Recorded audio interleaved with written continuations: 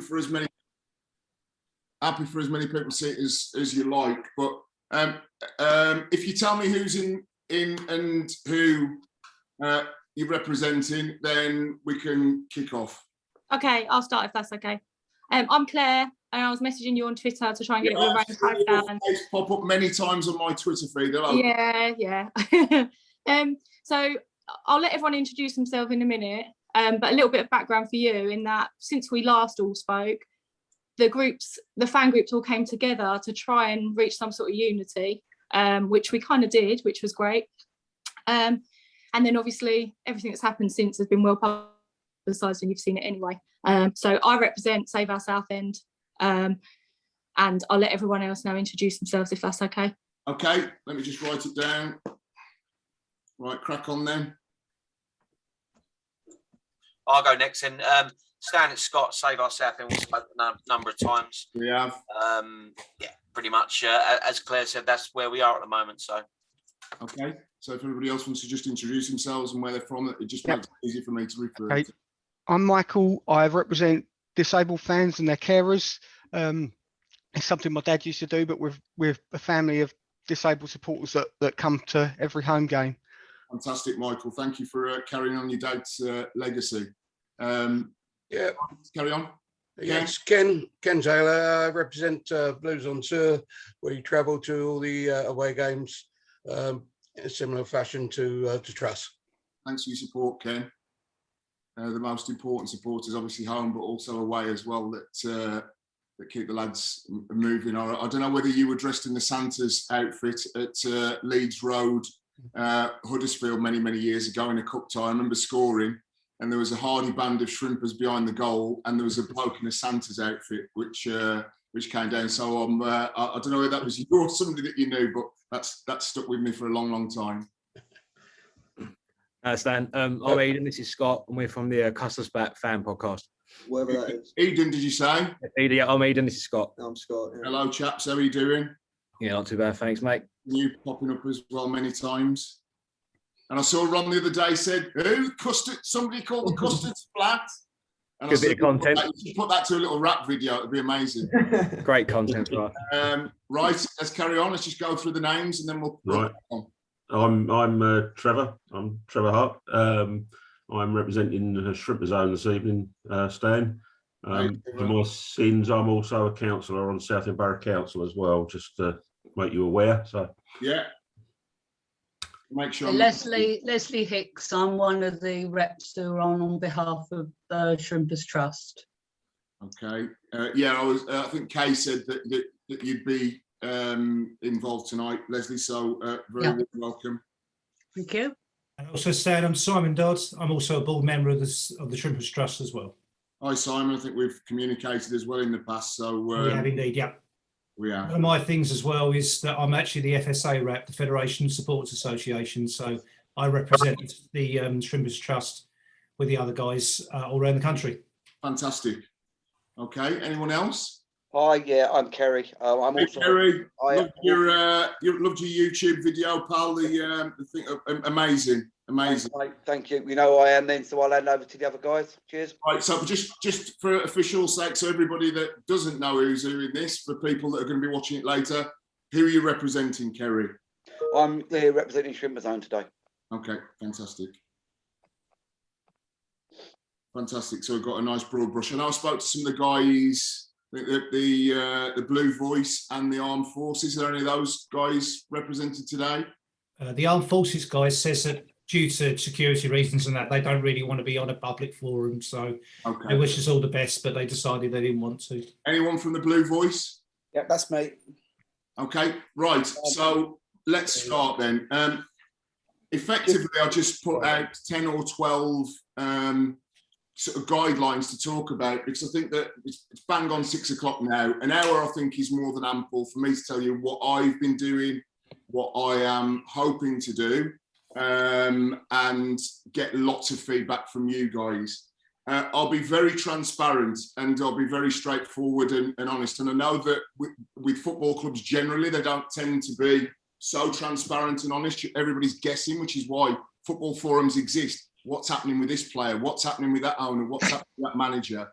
I think there is a huge opportunity for Southend United moving forward, which is why I stepped in and stuck my nose in on May the 10th. So we're exactly, 5 months down the line. To keep it nice and simple, it's about my involvement since then. Lots of people, lots of questions walking away. Why did you walk away? What was the situation with Ron? Communication with Ron after that and where we're at as of today. I want to avoid Fossett's Farm, not my remit, nothing to do with me.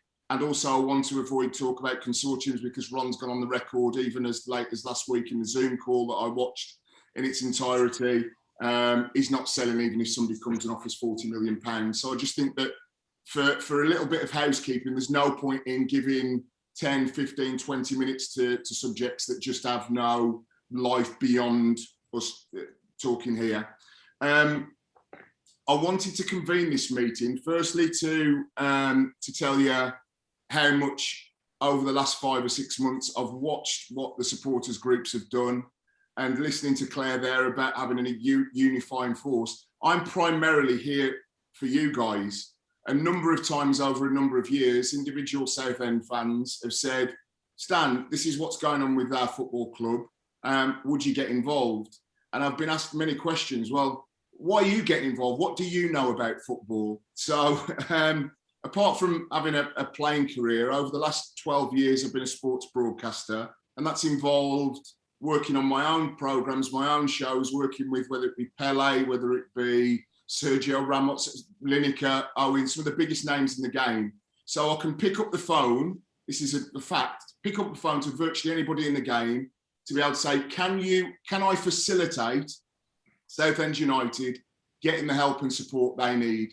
This includes recruitment specialists today that I've spoken to that work in League One, League Two, Conference North and South and below. I had a former manager of mine today just pop up in a text message who mentors a manager that has managed at the level that we're now at. Would you give him consider him? And I'll come to the numbers, and I won't come to names, but I'll come to numbers and what the latest is. But in terms of my involvement in the sport over the last 15 years, it has been 1,500 games at all sorts of levels, constantly networking with people at your level, which is why I can pick the phone up to managers, coaches, prospective managers. So I know a lot of people look at somebody and go, well, he just does punditry. But I don't. One of the big things that I do is networking for my own benefit, because I go to a lot of games and you see a lot of the same people that are relevant today, not 10 years ago, not 15 years ago, today. So that's that.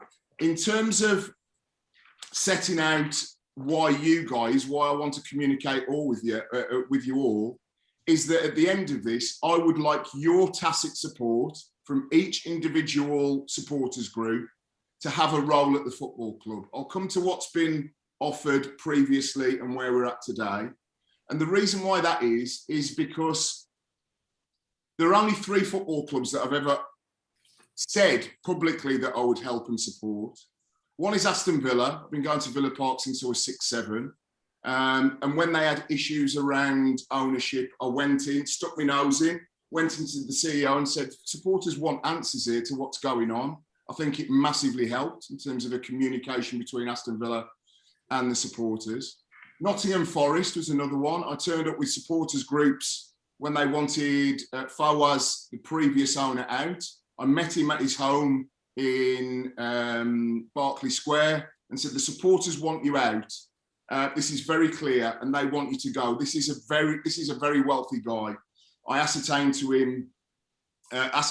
him that I thought he was a bit of a Billy bullshitter, and I discussed that then with Nottingham Forest supporters groups. They had information, real information. Fawaz ended up selling the club to the Olympiacos owners within 6 months. And the other one is Southend United. Now, Liverpool, Leicester City, Aston Villa, Nottingham Forest can all look after themselves. But for me, the emotional link with Southend United is being lifted up on supporters' shoulders, staying up in the Championship, And I still haven't seen Southend United lose. I've only been to a couple of games, mind, since the 90s. So I have nothing around me or my person that is involved with anything that's gone on other than having conversations with Ron in terms of that losing mentality. I am very, very enthusiastic at wanting to help you guys, the most important people at a football club, to achieve your aims of a stable football club. That is it. I walked away from Shrimper Zone in the summer because I was being questioned by people that weren't even armed with facts. I'm like, I'm sitting here, the family's kind of, the dinner's on, and it's kind of I'm upstairs making phone calls on behalf of the club, if you like, to try and get people, good people, would you give us this? Could you give us that? If this happened, could that happen? And I wasn't getting any thanks for it. Now, I don't want thanks, but just the acknowledgement that this is a former player that had a lovely, great 6 months there, that on the record as a Villa player, Liverpool player, England player, has always talked about Southend, that contacted Ron in 2004 and said, look, if you need any help, Ron, I'm there. He employed Tilly, the rest is history in that period of the club, but we've always kept in touch. So there genuinely is no ulterior motive here. And I'd like to think some of you would have listened to the BBC Essex interview. I listened to the commentary and I listened as it was all unfolding, and I'm banging my head saying, please, Ron, let me in to help, not to hinder. So where we're at is that on May the 10th, there was a Zoom call with most of you guys. And I set out a sensible structure for Southend United moving forward. It talked of CEO, it talked of structure of modern football clubs. It talked about listening to supporters. It talked about using me in any way, and there are multiple ways I can be used. Watch games, recruitment, get recruitment, the best recruitment people in for the budget, to be able to go into the greater Essex or greater South East and put my arm around a young, knock on a door and say, don't go to Colchester United, come to us. That has real currency. So on May the 10th, we had the call and I set it out and I took a step back. On the 16th of May, I was in St Albans with Ron. We'd batted ideas backwards and forwards, and Ron is reluctant. Ron is reluctant to engage with me because I don't need to be at Southend. I don't need to earn a penny from Southend. So when you can have somebody that says to a chairman that's particularly opinionated, I completely disagree with that. You were completely wrong with that. You are absolutely spot on right with that. Is that can be a little bit discombobulating for somebody. And Ron and I butt heads massively. He sometimes says to me, I think you're out of control. You've been contacting potential managers. I said, yeah, I have. Because when the inevitable happens, you're going to need a manager fairly quickly with a really good lead running time.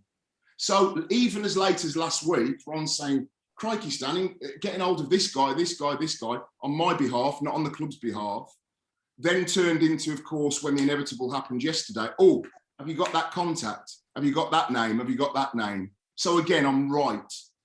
Better to be right and opinionated than to maintain the status quo and get it wrong time and time again. So 16th of May, I met Ron in St Albans, and it was at some law offices. And we'd agreed in principle me to become the head of football operations at Southend United Football Club.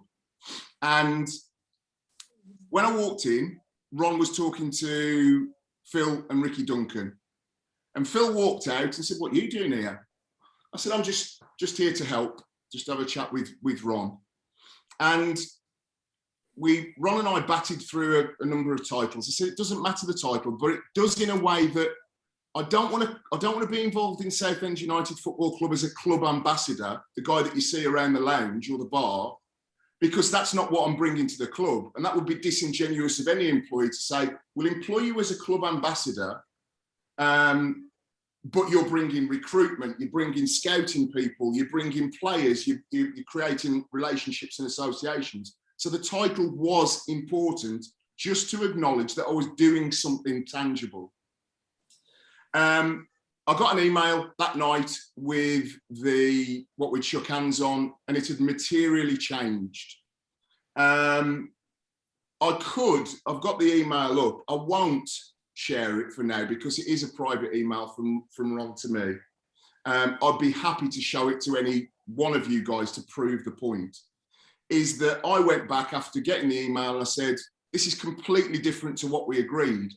And my belief is that there were people at the football club at that time that basically said, don't want him here for whatever reason. Football people, as you know, they like their own, they like the people that they work with. Some managers have very grand ideas of themselves, and the thought of sharing their toys isn't necessarily something they want to do.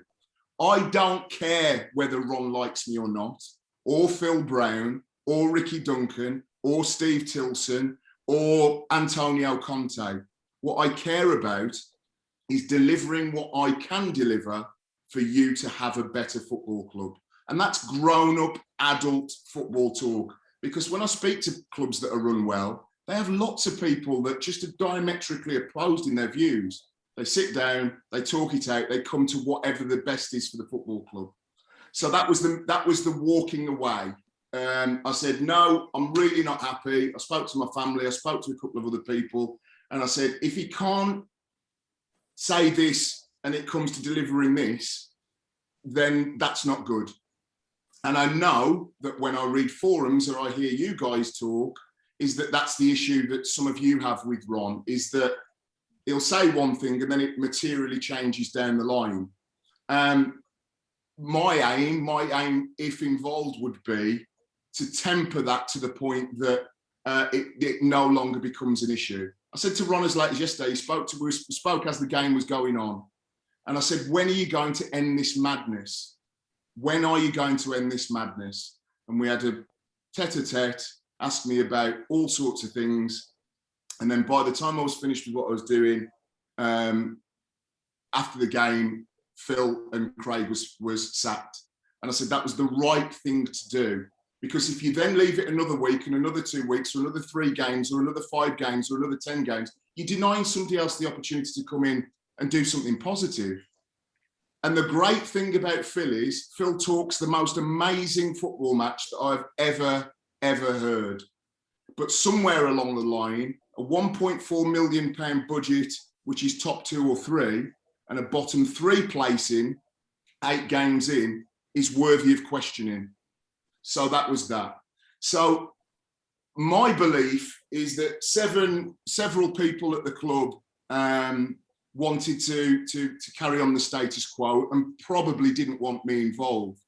Why would they? Somebody with a huge social media following that's outspoken, that is he a bit of a maverick? Is he a bit of this? What would he do in this situation?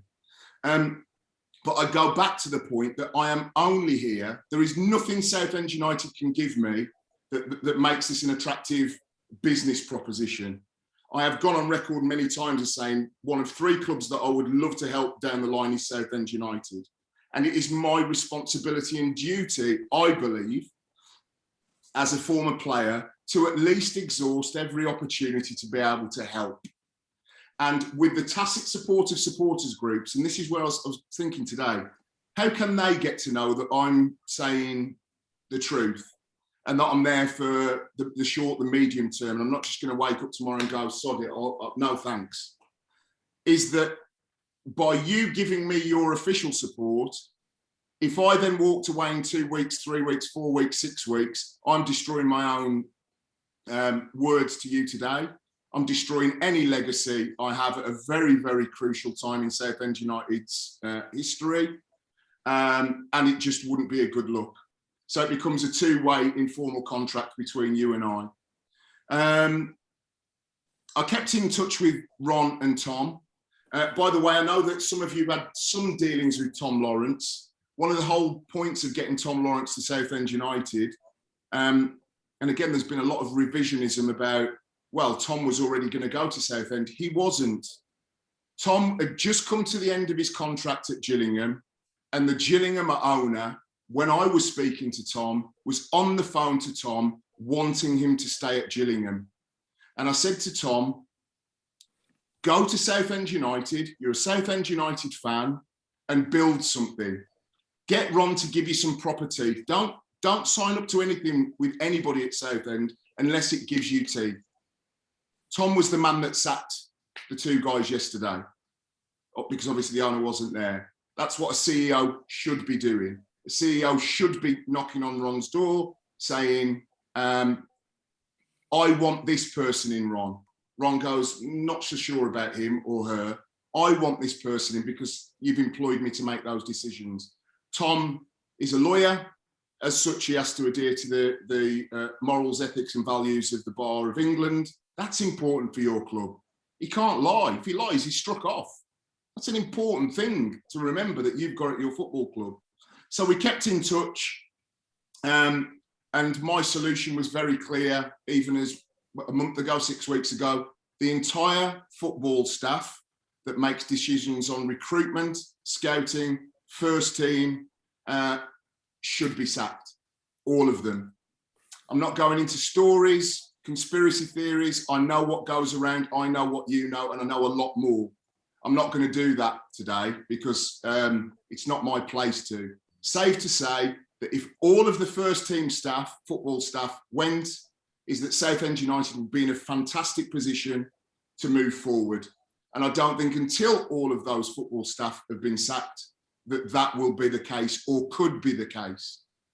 I've contacted several potential managers without remit, as I've mentioned, because I felt this was when, not if. I came to the Eastleigh game on Tuesday and could have been 2-0 down from a football analyst's perspective. Second half, good finish by Ferguson. There are players in there that I think are good enough to build around. How many, I'm not going to reveal at the moment. I've let Ron know, I've let Tom know. They obviously need a cuddle. They obviously need somebody to go in and work on certain aspects. I've offered that as well, even if it was just with the strikers, once or twice a week. Again, it's very difficult to nail down a remit if you feel you can do several things to help the club in the short term.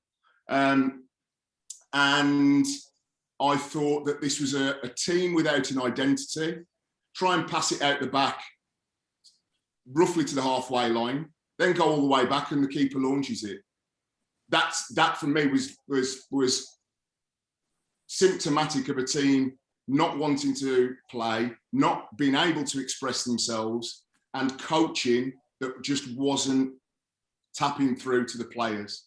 So whether you've managed in the Premier League, Bundesliga, League One, League Two, it wasn't working. That then came out very, very painfully, obviously, yesterday. I have spoken, I spoke to Ron yesterday. He said he'd call me today. He didn't. He was on a business meeting. That kind of gets to me a little bit because if I say I'm going to be on a Zoom call at 6 o'clock, I'm on a Zoom call at 6 o'clock. I'm fully aware, though, that Ron is a very busy man. So I messaged Tom this morning and I said, Tom, is this on? Is me being able to give you this list of 15? There are 15 on my potential managers on my list. All have been sourced over 5 months, not 3 days, 5 months. Again, this is alluding to relationship building over a number of years, picking up the phone to people. There isn't one of those people on those 15, of which I know a couple of them. It would make no difference to me. As long as he's the guy for Southend, relationships to me, whether I've played with somebody or I know somebody, means nothing. I really rail against the old boys network, the old pals act. It's just never has. Maybe it's because I've always been a little bit aloof on my own, but it's got to be the best person for Southend. So a 15-person list. I know that Tom Lawrence, as any good CEO would do, has his list. And I know there are people that I've mentioned to Ron that Ron likes the sound of.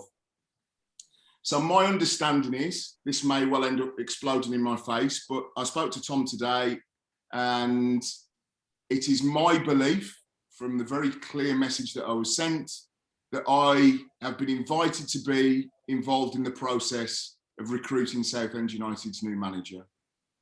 I believe that process will happen imminently. I think that midweek is being mooted. I'm ready now. I've got 6 now that I've spoken to today. Message, are you ready? Can we sit down? And they're ready. So if Tom communicating me with this evening says Wednesday, I'll say, are you sure not Monday? Are you sure not? I can drive down tonight, Sunday, stay in a hotel, we'll get 1 or 2 done Monday. Why? The longer leading time your next manager has, the better they have with players, the better opportunity they have to work with players, get some semblance of a structure. Big cup game coming up, but beyond that, daggers, Dover and beyond. 30 odd games left is plenty of games to be able to settle things down and take the sting out of the situation. So there's a 15 to 20 shortlist. I would recommend out of that 15 to 20, a courtesy call to speak to all of them. Never hurts to just be polite and say thank you for being involved in the process. Some of them I would want to speak to along with Tom and then Ron immediately. And there are some exciting people in that list. Exciting. Not same old, not Harry Redknapp said, Sam Allardyce said, people that are relevant now to running football clubs, that get teams playing, that get fans excited, that get players on board. That's a guarantee to you in that list. So I've got here the list. Out of those, 6 have already said yes. It's just a case of I could meet them all tomorrow if they wanted to, but looking at Wednesday. I really want supporters to have belief in me. I believe I'm fairly coherent in what I say. My life is incredibly stable. I don't need to be involved with any football club. My punditry takes me across the world on a regular basis, and I love being out the country. But I've said to Ron and I've said to Tom, I would like an official role at the club acknowledging what I do, that then transparently I can show you what I'm doing with key performance indicators and results. And it is important for me, who played for you, to be able to get that support and say, yeah, we're going to give you our thumbs up, and you can take that to the football club and say, Stan has our support. Any questions, please fire away. And like I say, as long as it's not Fawcett's Farm, which is nothing to do with me, and also consortiums, I could give you chapter and verse on all sorts. It's just not relevant today. So time is of the essence. Please ask any questions that you would like to. Okay, I'll jump in then quickly. Stan, in regards to Ricky Duncan, obviously I can't speak for everyone, but I speak for myself, and I know quite a few other people. And I get the impression that Tom, the CEO, feels a bit disenfranchised by Ricky Duncan's position as director of football, that it's kind of mirroring what he should be doing. That if we're going to clear the decks that Brown's gone, Fagan's gone, that Ricky Duncan should go as well, and we should have a clear out root and stem. Tom can speak for Tom. That's not what I've got. I think that Tom's remit, other than having the initial to and fro with Ron, I think that they were having a discussion prior to Tom being employed, whether it was going to be a COO or CEO role, because I think you know that Tom has his own legal practice and there were other things going on. It settled down and became a CEO.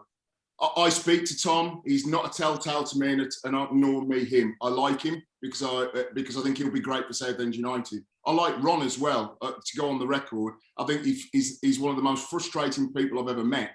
And I see you guys in Zoom meetings dealing with him, and it's sometimes hilarious. But I think there's a human being in there that does care for the football club for what it's worth. In terms of the football staff, let me be absolutely clear. I believe Phil Brown, Craig Fagan, Ricky Duncan and Anton Robinson should no longer be employed by the football club. That has been expressed to the football club, and it's up to the football club to do with that what they will. Okay, thanks for that, Stan. On that point, do you have not just a manager and possibly an assistant in mind, or several of them? Do you also have anybody in mind for those other positions, which hopefully will be filled? Great question. Recruitment and scouting, absolutely. I've maintained, again, excellent relationships with two guys in particular that I identified that I used by the very best clubs in this division and above and slightly below. One I had a good chat with about an hour and a half ago. And if I say that this one guy in terms of recruitment, and I mean, I bring a lot to the table in terms of contacts. I think on the sort of, the best way to view me is a facilitator. And I can make lots of things happen at the football club in terms of media stuff. And like I say, trying to bring supporters groups to the table along with the club and have some kind of transparent process. But in terms of the real pounds, shillings and pence stuff, it's facilitating the very best people within Southend United's budget to be able to be involved in the football club. Tom Lawrence was the first step. I genuinely believe that I could offer exceptional value and save the club money even this season. Like I say, 1.4 million heading towards maybe 1.5 in terms of budgets. But to answer your question clearly, recruitment and scouting will be dealt with on day one, if given a remit to do so, 100%. Names would be named, and then you can look at their CV, and championship clubs would be blushing at their CV. So I'm very, very happy that on day one, given an opportunity, that those people would step up to the plate and be able to assist Southend United as they've intimated they would. Okay, Stan, that's excellent news. I mean, we're all here because we all love the club, and you've given us the impression that you do too, and we don't doubt that. So it is your contacts more than anything else, which I think would be more important than anything. I think that a lot of people get very giddy and start talking about, I was asked on, Shrimper Zone last night, a caretaker manager. I have no ambitions to be a manager, a coach, because if I would have done, I'd have gone down that road. But there are a handful, a mere handful, that can speak to development or chairman of extraordinarily big, Premier League or European clubs, and also know what's going on in the Isthmian League, in Conference North and South, and talking to potential managers up and down those leagues that say, what do you think about him? What do you think about what he brings? At Southend at the moment, everybody's feeling, very down and very fractured. So one of the first things off the top of your head is you want somebody that comes in that's a unifier. You want somebody that comes in and you can see progress on the football pitch, that develops players, that works with players. And my job would be to be able to give them every single tool via recruitment, via the scouting department. I think by Ron's own admission is dreadful. And when I see players that have come on loan to Southend United, and I've had spreadsheets in the last 3 months of every player that's been on loan in the last 3-4 years, is that if you are going to build relationships in any industry, you've got to build them. You don't let your manager say, he's crap, let's send him back after 3 games. Because the next time the head of recruitment at that football club is going to say, should we send him to Southend, that their manager quite happy to barrack him and throw him under the bus? Or shall we send him to Grimsby, that have changed their ethos, that have changed their direction, and they're at the top of the league? My job is to get you in front of Grimsby, and I can guarantee that. That's all I've said to her. I can guarantee that, because they'll pick the phone up to Stan Collymore, and the relationships I've got with under 23 heads of department, non-league clubs, lower league clubs is exceptional. So it's not a case of wanting to come in and Stan Collymore. Where's the proof that Stan Collymore can run a football club? No, but I can facilitate the right people in the right slots in your football club and bring lots of other things as a former player. Try and make people feel happy, feel wanted, feel a part of your club again. It's heartbreaking yesterday to watch the videos and it being, on BBC Sport, on one of their main headlines, of fans going onto the pitch. And seeing fans that are going, they're ridiculous, because they tend to be youngsters, and us old ones will sit back and just shout at them for everybody's club is Southend United. So if we can get to a position where by everybody, look, there's no magic wand here, but I'll tell you what I do have, I can get people that will get Southend United first pick, second pick, rather than 22nd pick. And I think you've seen that for yourself. I'm not trying to reinvent the wheel here, but if you go back over all of the loanees you had, how many of them have been outrageous successes? How many of them have just gone back never to be seen again? So in terms of recruitment and scouting, again, the offer has been made to Ron. If it's me and the couple of guys that I've got in mind that I haven't put to Ron yet, because what I'm not going to do, I'll tell you the truth, I'm not going to give Southend United Football Club every single thing without being recognised for it. It was very nice to be acknowledged when Tom Lawrence was employed. I thank Stan for his role in it, but I didn't get a brass farthing for it. I'm an industry professional as well as being a former Southend United player. I'm not walking in and saying, get out of the way, everybody, make me the highest earner at the football club. But if I'm bringing something, if I'm giving emotional energy, if I'm giving mental energy, physical energy to Southend United, at least acknowledge it.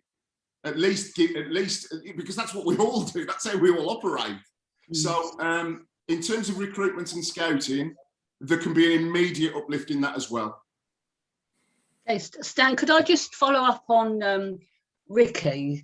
Yes. As you're aware that Ricky's got a bit of a dual role at the club, he also manages our academy, which, as I'm sure you will know, is well renowned within the industry, and you know, it's a well respected. A lot of the Premiership teams will send players to us if they're not successful. So does your proposed recruitment structure sort of take into account how we're going to move our academy forward? I think that there are some exceptional people already within the academy. I've already intimated a couple of, I think, no-brainer names, but two people in particular that spring to mind. I won't name them, that I think that could do. Look, when it comes to academies, it's obviously casting your net as far and wide to be able to get players in.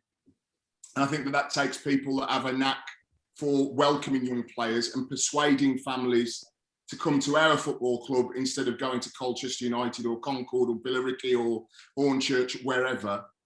And I could have a role in that as well, the sort of the totem, the sort of wear the Southend blazer, go and see Mr. and Mrs. Smith, bring him to us. His home is at Southend. I played for Southend and I ended up at Liverpool. Come and play for us. That's the end game. But there are two people that I think that could do the job equally well as anybody that has held that role in recent years. And I'll just reiterate, Craig Fagan, Phil Brown, Ricky Duncan and Anton Robinson, for me, their services would be dispensed with today if it was my responsibility.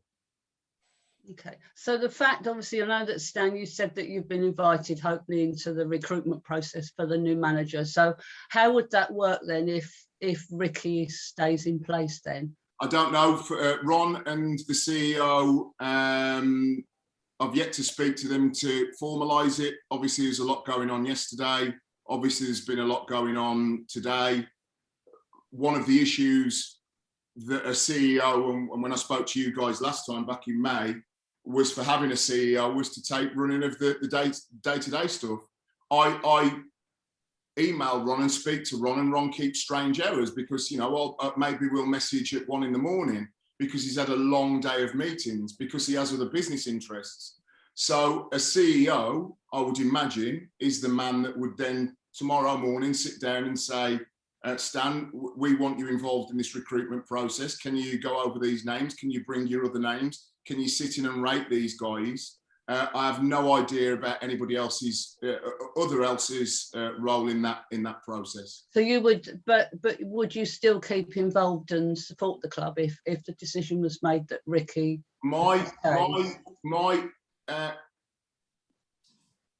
From day one, when I contacted Ron around early May time, and when I spoke to Ron in 2004, which was just prior to Tilly being named manager, I said, Ron, these are the tools that I can bring to this particular football club. It doesn't matter whether it's a road sweeper or painting the ground or fill in for a bit as a manager or go and be a bit of a cheerleader, help players develop, media, recruitment or scouting. All of those things are still offered to Southend United in perpetuity and have been for the last 17 years. Okay. Okay, thank you. Lovely, thank you. Thanks for answering that for me. I may step in there, Stan. And your 12 points you actually have put on Twitter and on Trimper Zone. Number 9, you put down as club direction. Could you put a bit more meat around the bones of that one, please? Yes, this kind of goes to what I discussed and talked about in the original Zoom meeting, and it's funny that it was 5 months to the day, about having an identity at Southend United. Again, I watched the 1 hour 46 Zoom meeting the other day with Ron and Tom included, and you know, Ron is adamant that he wants to get into Fossett's Farm and deliver Southend United a new stadium and the revenue generating potential for that. So what better time than now than to be able to put all of the pieces in place on the football side. I mean, York City are in a new stadium and they're in Conference North. New stadium isn't just going to all of a sudden be the solution to problems. People want to go and watch I hate Americanisms, but I'm going to use one. People want to go and see a good product. If you're at Brentford, I had coffee with Matthew Benham it was before COVID, so we're talking over 18 months ago now. I said, Matthew, owner of Brentford, exceptional vision for the club, have taken directors of football and coaches and staff from lots of other different clubs, building a stadium, got a vision, got an identity, engage the supporters, all things that I really like. Can we have a coffee? Can we sit down and have a coffee? So I met him we had a really good chat and we've kept in touch. And there's no coincidence that Brentford beating Arsenal or, you know, getting a draw last minute in a cracking game against Liverpool, the atmosphere that's been generated is because of joined up thinking. The notion where I disagree with Ron, and Ron's got the end game in his mind, dealing with SPC, dealing with all sorts of things. And I can see it. I can see it in his eyes when I talk to him. I'll speak to you tomorrow, and tomorrow never comes. And that really frustrates me. It hurts me because it just bothers me. If somebody's going to say they're going to call at 10 o'clock, just call at 10 o'clock or send a message saying it'll be 12 o'clock. But in terms of getting into that new stadium, surely you guys ideally would like to know that the next manager wants to play football in a way that gets you excited. All of those candidates that I've put together and Tom's put together, I believe would discharge that. That they have an integrity, a built-in integrity, that they are only serving Southend United rather than themselves. They want to be at Southend United for the right reasons. To be able to develop football players, young, medium and old. They want to move forward and move on. To be frank, if Southend United if they get the club back in the 4th tier or the 3rd tier, and a Brentford or a Crystal Palace wanted to come from, they're ambitious. Who wouldn't be? And that they can deliver that sooner rather than later. And that's why I'm insistent and adamant from my perspective. This isn't Ron, this isn't Tom, is that the 4 individuals that I've mentioned that are the head of the football department should go and not be employed by Southend United anymore. We all have these ideas that people, when they do well, Phil Brown coming back to say, well, it's Phil, he did quite well the first time. There's a time and a place for everybody in everything. That's the truth. The notion that there aren't people out there, whether they be the most experienced, gnarly old manager or the youngest rookie that's 37, 36, that couldn't deliver for Southend United is ridiculous. Or a new academy coach or a new academy director or whatever it is, CEO, is that we have to identify those people. And I think that moving the club direction into one whereby you can see a real hierarchy. Tom's allowed to do his job. The owner goes off and discharges Fossett's Farm, which is a very complex operation. I know it is.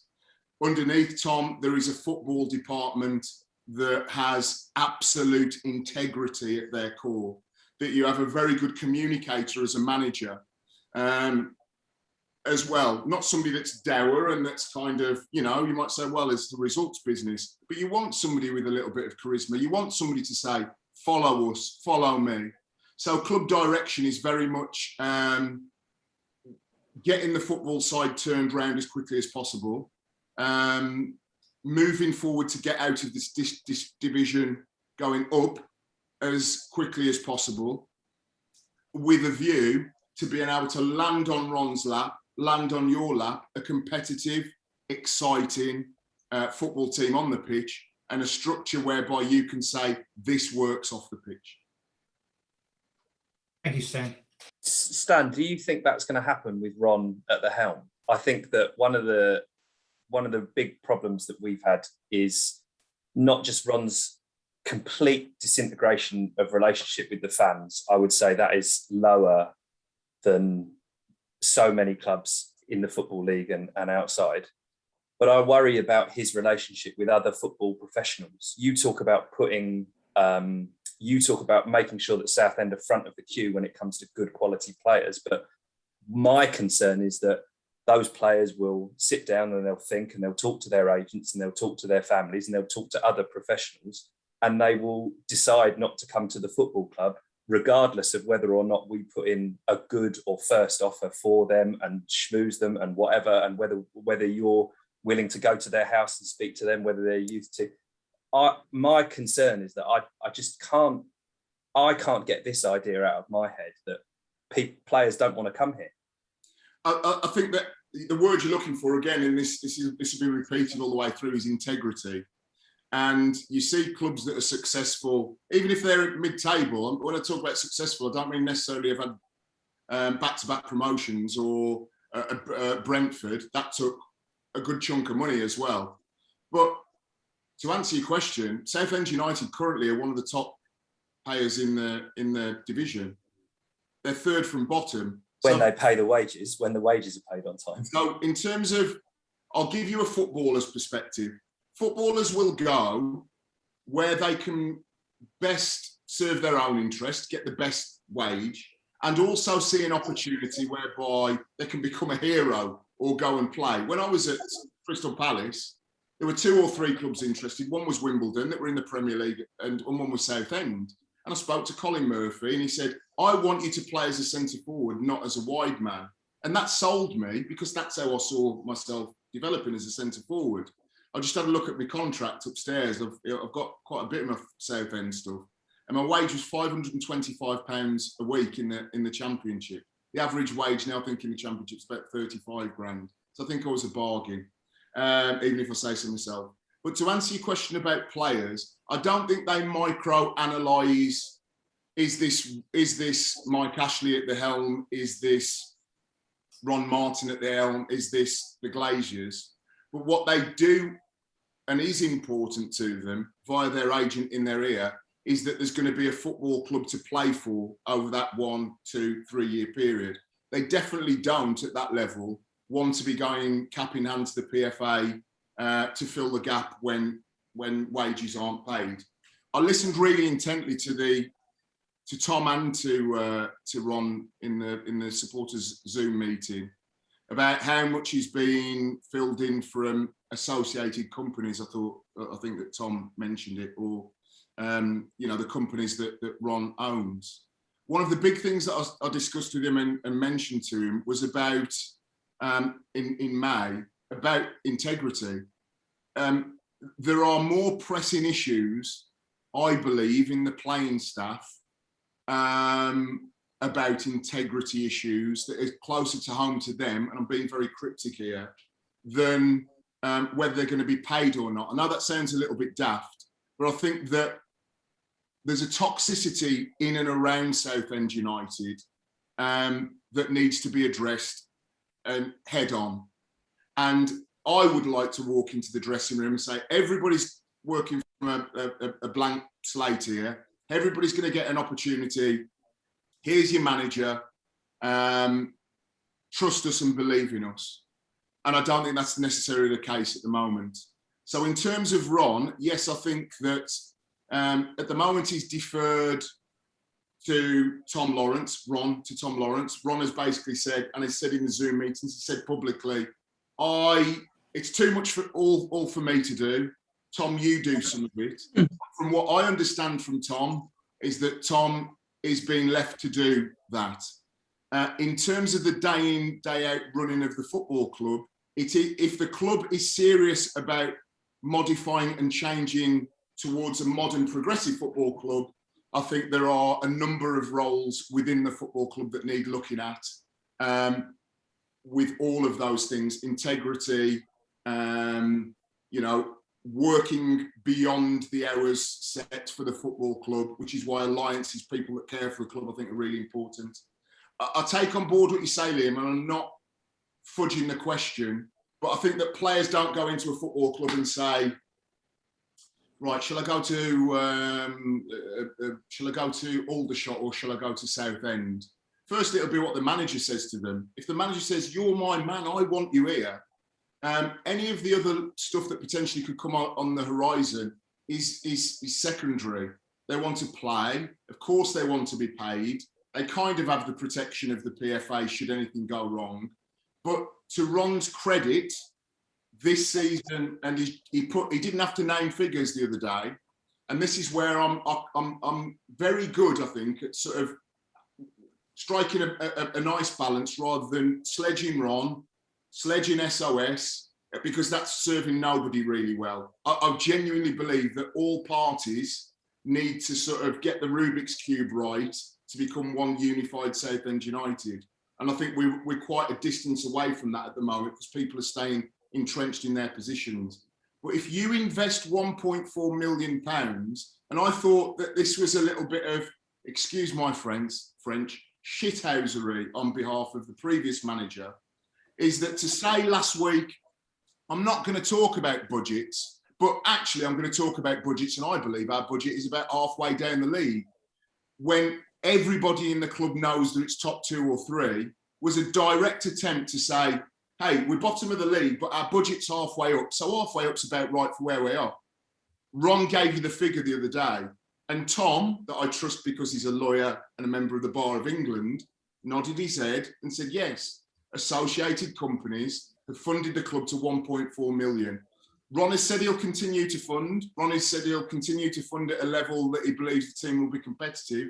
So I think, Liam, in the short term, I think that should be the least of the worries. But in terms of reputational damage, Southend United are not going to get the first, second and third pick of the little pool of contacts that they already have. I would expand that to nationally, and I would expand it to a degree that I would happy to carry the can with. If the manager said, Stan, show me 5 loanees that you could possibly get under 23s or signings, and he plays them and they are crap, I would happily fall on my sword, because that's what should happen. And that is not what's happened at Southend United.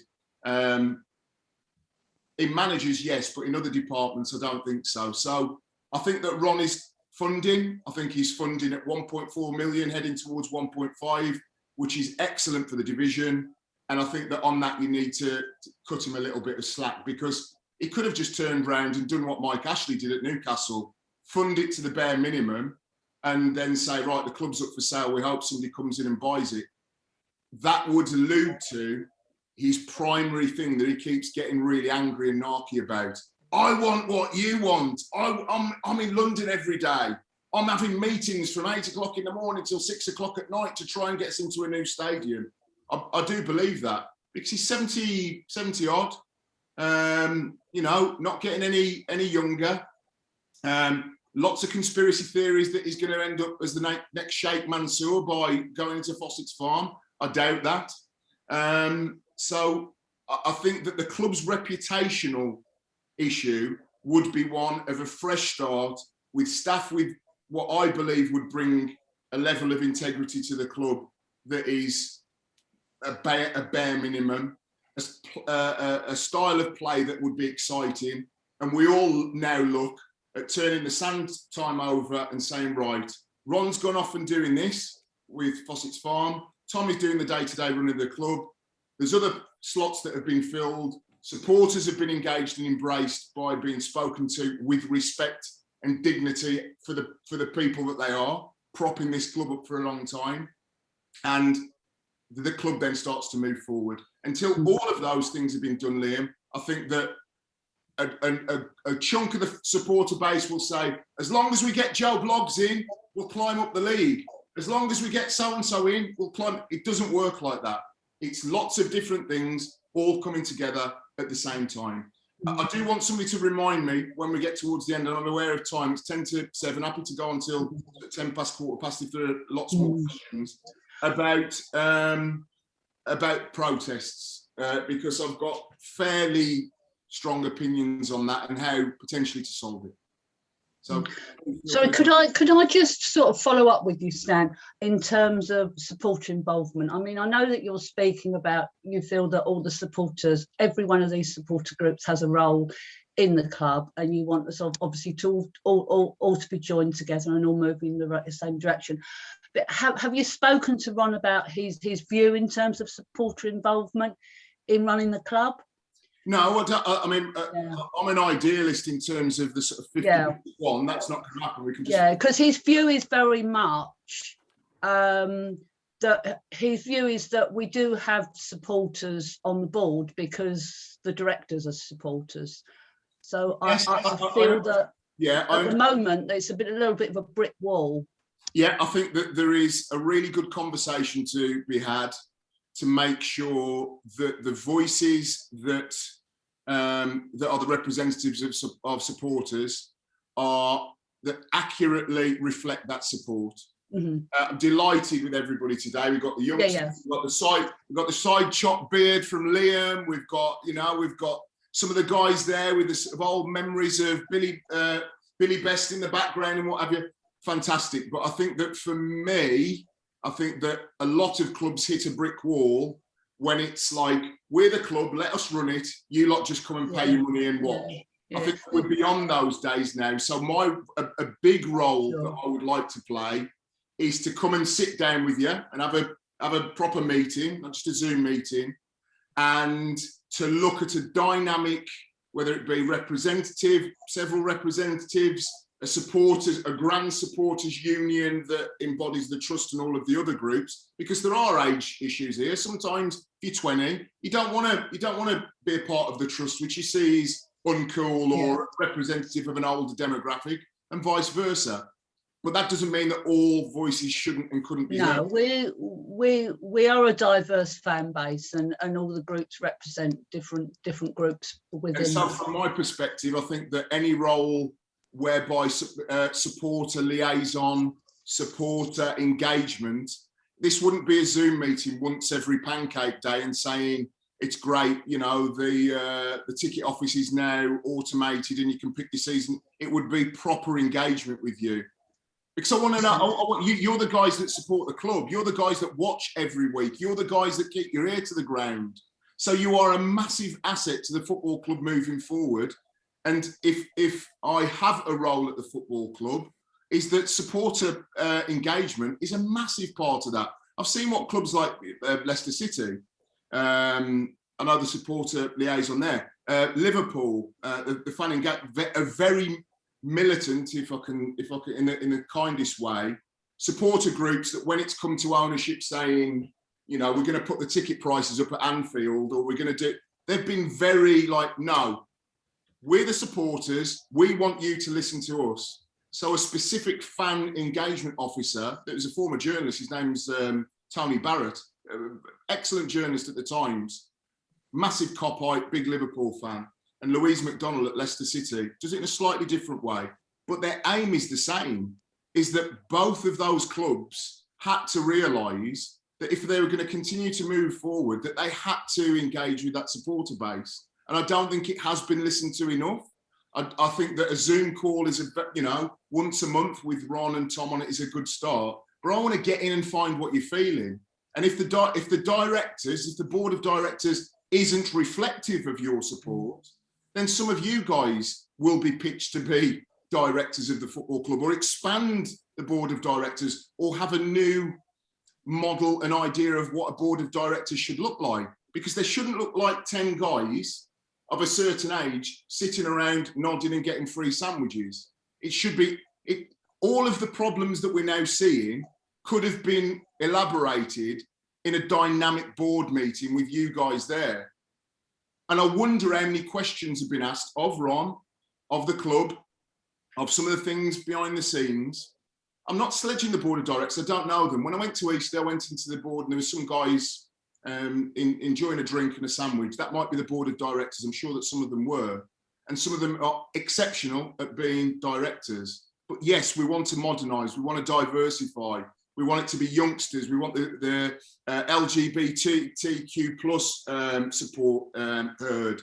We want, you know, we want to embrace the local communities, local immigrant communities, on the playing side and in terms of support. So those are all things that are very, very important to any modern progressive football club. And I would love the Shrimpers Trust, Blue Voice, All at Sea, all of you guys to be involved in that. But that's a guarantee, that's a promise, that's something that already happens at other football clubs. That's a discussion for you to have with Ron. Exactly, yes. We're just giving you the heads up. That's his position at the moment. Well, I think it could. Doesn't see it as being necessary. No, well, I think. Which I agree with you. Absolutely, it is, because the fans can off. I mean, one of the clubs perhaps at our level, Accrington Stanley, it's been proved what value the fans can actually add to a club. Massive. I mean, if you take it, they're punching well above their weight, and much of it is because of the supporters and listening and what they do for the club. How much can the club listen to its main constituents? If a politician didn't listen to its constituents every 4 years, then you know what to do. If they've come with a manifesto and said we're going to do this, this, this, and this, and then it's not been delivered, you know what to do. Unfortunately, in football, we all have emotional attachments that go way beyond any reason. But that doesn't mean that as part of a progressive football club, because I think that, to be perfectly honest, some of the scenes yesterday with a board of supporters that have taken the time, whether it be Shrimpers TV, All at Sea, Custard, to actually get something going that talks about Southend, that means they're really motivated about Southend. So you can't just say, it's great to have all of these Southend United media outlets on social media and then not expect them, when they're talking week in and week out about how frustrated they are, to not see that frustration manifest itself. What I would say about yesterday is, and this kind of, from my perspective, more than happy to go on for a little while and answer questions. To wrap up, what I would love to see is that I do think there should be a moratorium on the protests. I am a massive advocate of standing up and being heard. And whether that be banners, whether that be boycotts, I've talked about it a million times, so I can't be a hypocrite. Change happens when people have had enough. But I think that what I would like to see, maybe for a month, maybe for 6 weeks, maybe for a couple of weeks, whatever can be agreed, is that a moratorium on the protests in the ground would give a new manager an opportunity to come in and say, right, it's all about you now, guys. Come out and play. There's 5,500 people here that are going to get behind you. Because I know that when I joined the club, it was the Jobson Out protest. I think it was 2,500, 2,700 against Notts County at home. And I was warned beforehand that there would be protests. So I was a little bit nervous because I was making my debut and I'd only met the players once the day before. And there was a Jobson Out banner in the corner. Now, for me, it didn't make a massive deal of difference. I scored anyway, and I was off and running, and I just cared about, I've started well at this football club. But there undoubtedly will be some players. If you take 11 players, there'll be 3 or 4 that couldn't care less if a nuclear bomb falls next door. They'll carry on playing. And there'll be 2 or 3 that are scared of their own shadow. So I would ask, I know, and I speak to Scott, I've spoken to SOS, and I've been as clear as I can about supporting aims and ambitions as I have with some of the other, with the Trust and other supporters groups. I I do believe for a defined period of time, a stop, a get behind the manager, a get behind the players is a very good idea, because I think that even if it's one player that can't give of their best, then that could be the difference between winning and losing. And we're at the position, third bottom of the conference, whereby we need now. And I, you know, like I say, I believe in people saying, I put money into this, therefore I should have a say. And whether that be just sitting back and going, I might not go next week, or I'm not going to buy a scarf from the shop or this season's shirt. Don't deny other people the opportunity within the law to say, this is the way that I do it. And it tends to be a young old balance. I'm 50 now, so I've been my militant self, and I'm now getting to the stage where I wouldn't be able to climb down, I don't think, with a banner if I could, over several chairs. Is that it goes back to every voice being heard. I think it needs, sorry, Stan, to be put on record that on Saturday, although there was Martin out, there was a lot of shouting about that, there was also a hell of a lot of support for the boys on the pitch. Yeah. That was continuing. Our attendance figures, home and away, are still good. We still do utilise that. We're not talking about ignoring the players. We still will get behind them and a new manager. I think from my perspective, Scott, is that I would humbly ask as a favour to me, and to just, I think that sometimes a ceasefire, a moratorium, is a good place to start to take the sting out of a situation where everybody takes a step back and goes, right, we've got to this point. What can we do, all as people that love this football club dearly, I'm talking about you guys, to be able to give the best possible opportunity for a new manager, a new staff to come in and just to kind of get a little bit of momentum. And I think that if you accept what I say, that in a dressing room of 15, 20, that even 2 or 3 being affected by it, that lack of confidence can run through a group like wildfire. I just think it's not losing, it's not taking a step back, it's not giving up, because you know what personally I think of, and I've been spoke to most of the supporters groups, what my thoughts are. But I think as a really common sense courtesy to the club, just to the club, is say, right, for a month, we're not going to have banners, we're not going to go on the pitch, we are going to solely concentrate on supporting the players. And I know how difficult that would be, because I would be at the front there with you when it gets to a point when you think there's nowhere else to turn. But I am trying my damnedest to try and effect change within the football club with the little strands that I have to hold on at the minute with no official role. And I know that could make a big difference, Scott. I know it could make a big difference. Same to Claire. Claire and I... Dan, can I just interrupt you? Sorry. Yeah. I don't know whether you're aware, but SOS and none of the groups actually on this call had anything to do with organising the protests. It was just other fans that came together. It wasn't any group that organised it. We certainly didn't. Yeah, it all started with Ron's stunt at Solihull. Yes. Then Tuesday night, where there was quite a small attendance, it kind of grew from there naturally. And then Saturday, it all came to a head. So, right, okay. But I still think, Claire, and to all of you guys, I think they're all things that we can do. Bearing in mind that there's now a process underway to find a new manager. That manager hasn't been employed yet. That manager will be watching the news, be watching all the bits and pieces, what's going on. Is that to walk into a football club where he's not... I'll listen to Danny Webb, obviously Dave's lad, assistant manager of Chesterfield. I watched the post-match press conference, and the first thing he said was, we knew, and it's a classic thing in a dressing room, when you're going as an away team to play at a club that's got things going on. Give it the first 20 minutes. If you get the first goal, they'll turn. That's it. No rocket science, no nothing. He basically said on camera, and go and look on the Chesterfield YouTube thing, we knew that if we scored in the first 20 minutes, that the crowd would then get on the back, and that would make it more difficult for them. Now, I also believe professional footballers have a responsibility to dismiss all of that noise as much as they can. But then we're looking at 3 or 4 players that a nuclear bomb could go off and they'd still give you their best and still be focused. and 2 or 3 at the other end that might be a little bit flaky.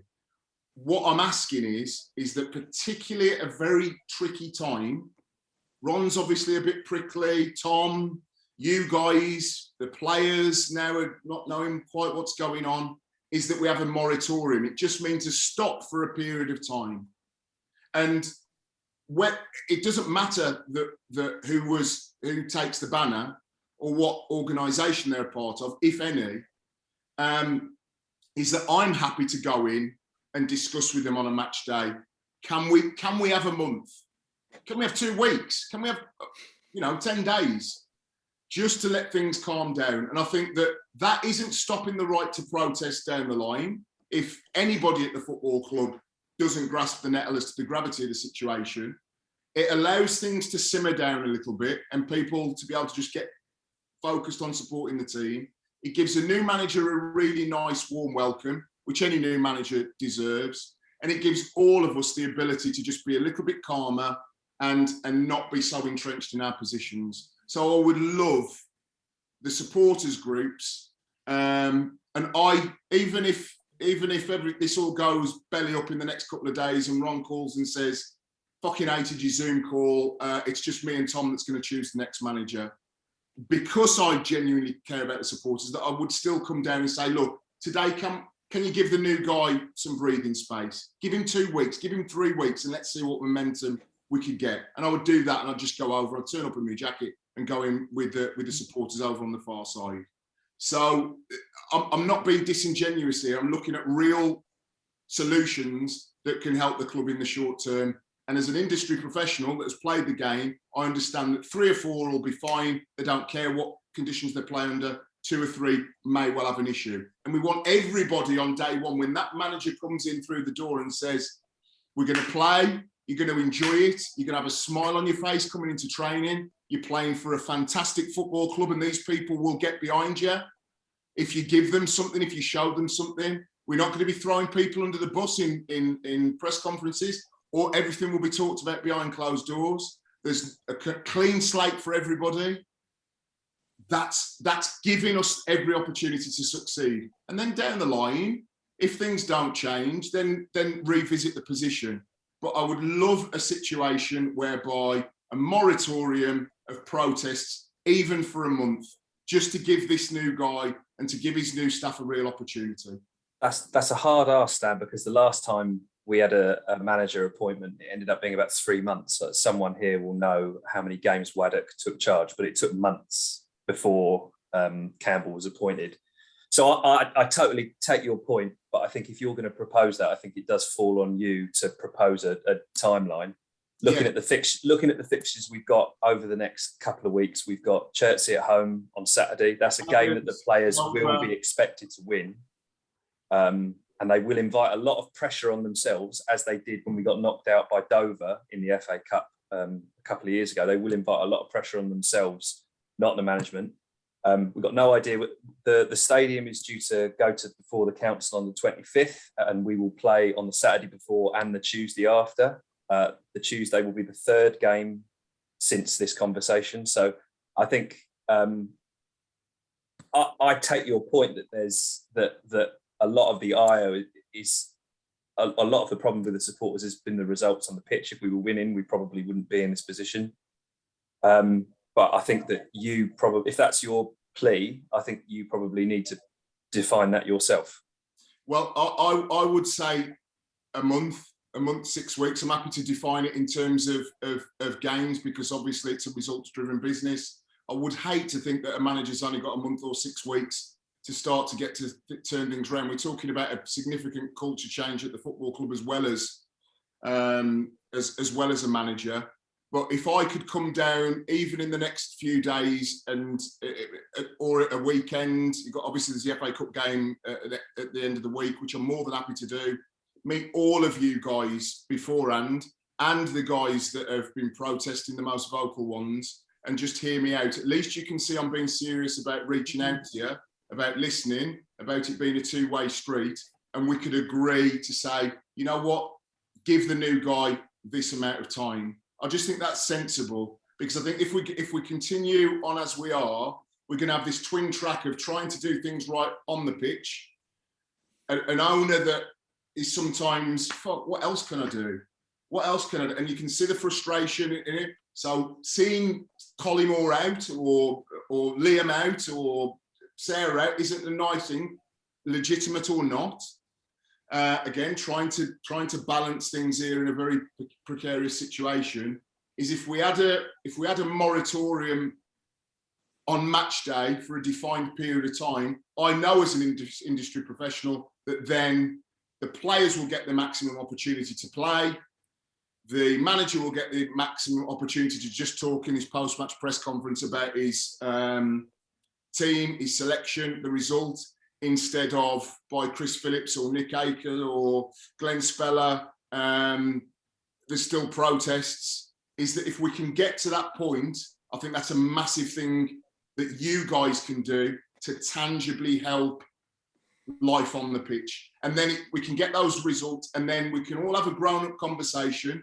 And I would like to think that I can get Ron in person around a table with you guys and Tom and other stakeholders and say, this is the direction that we've embarked upon here. Let's get a proper, sane, sensible management moving forward. Not talking about management in terms of a manager or a CEO, of a situation that if fans are like, we've got nowhere else to turn now, Stan, we've had enough again, is that there's a trigger that can be pulled whereby there's some kind of communication process, and that hasn't been there. That's where this Rubik's Cube is 3 defined parts that they're just like magnets, they're just pushing away from each other.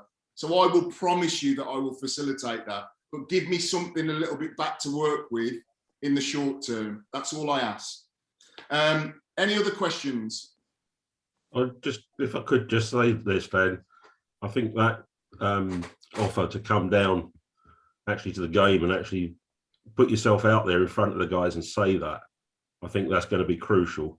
Yeah. I mean, yesterday I will do that in the cup game. Yeah, I mean, if it needs to be 5 weeks that I'll do it on the spin, yeah. I'll do it 5 weeks on the spin. Yeah, I mean, yesterday, I mean, we're all sitting here as representatives of the supporters groups per se, but there are people taking part in that demonstration yesterday that I've never seen, you know, I've never engaged with. And again, we can be figureheads, but in this situation, as supporters groups, we're not necessarily leaders. We're representatives. So, whereas I think someone like yourself, respected, you know, I was there for your first game, and I've respected you ever since. So thank you for that.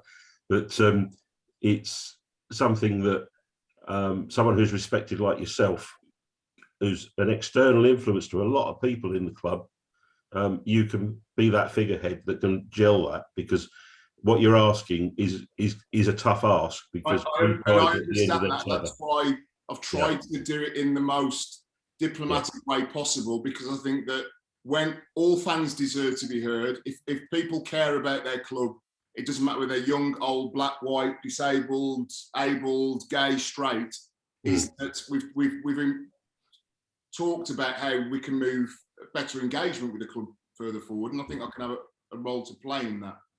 But I think in the short term, if we can give the new manager, if we can give the supporters a break, because there will be supporters looking at each other, and again, you see it on forums, supporters are so wound up like a coil that they're willing to have a little pop at each other.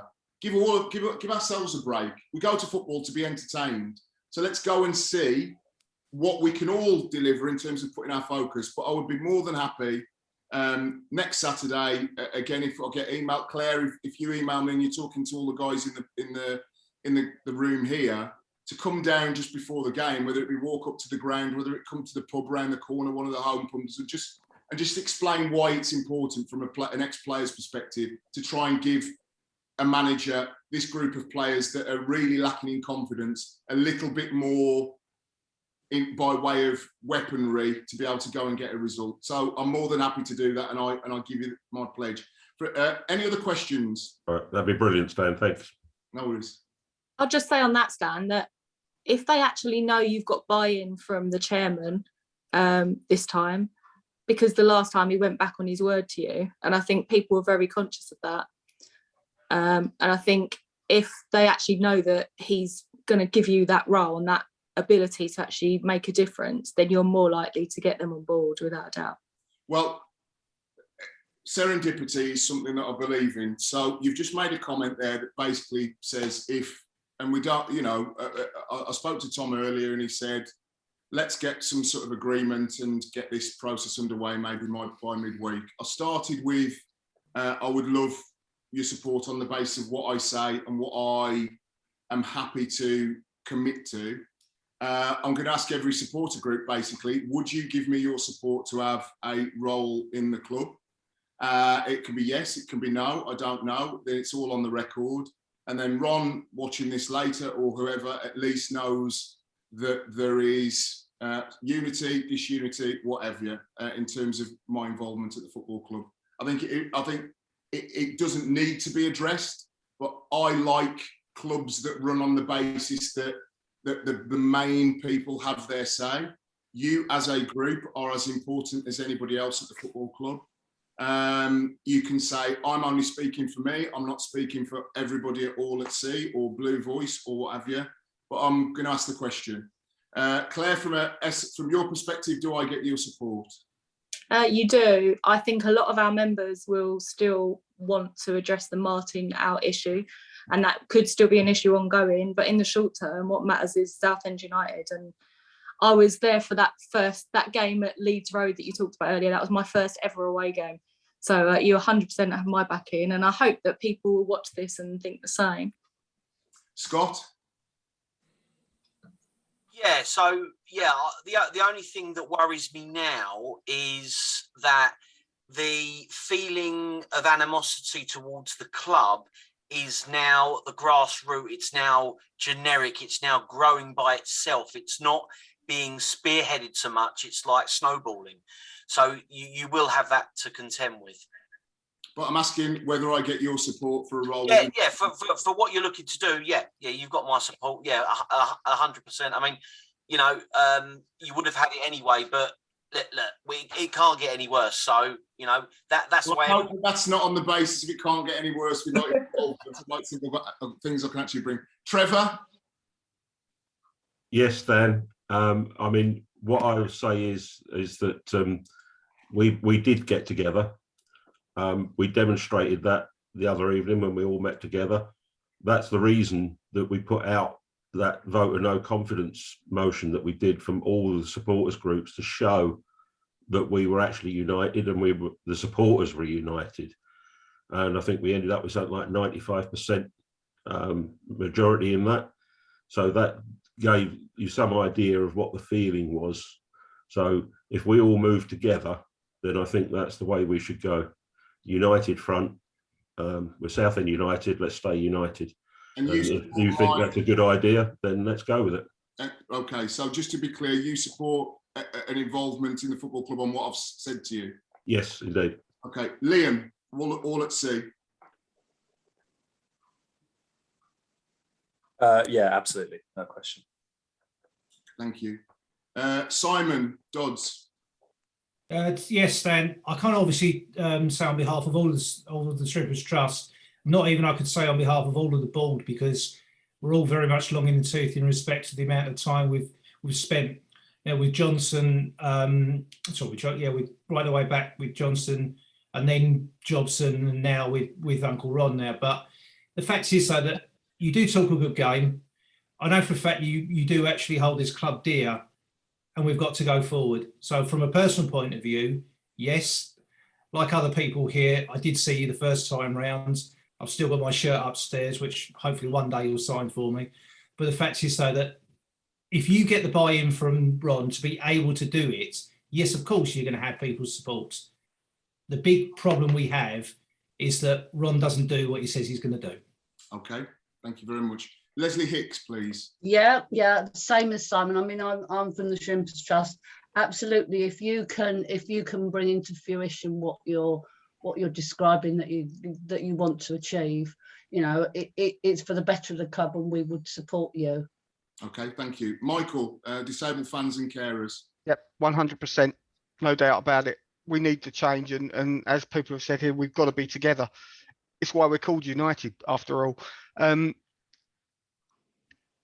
I'd welcome any voice that I feel can get through to Ron sometimes. I genuinely believe he cares for the club, but I also believe he's so stubborn in his ways that he says things and maybe doesn't mean them exactly the way he says, but he says it and you know, kind of thingy. But yeah, I'd welcome your involvement 100%. Thank you very much. Ken, Blues on Tour.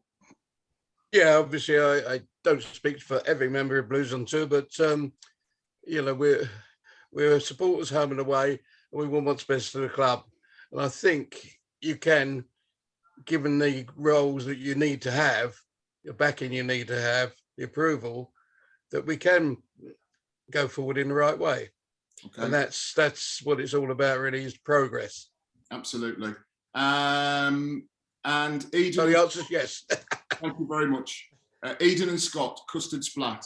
Absolutely, 100%, mate. Enough's enough now. Yeah, without a shadow of a doubt. Yeah. Okay, thank you very much. Kerry, Shrimper Zone. Yeah, I didn't see your first game. I was on a boycott stroke, not allowed in.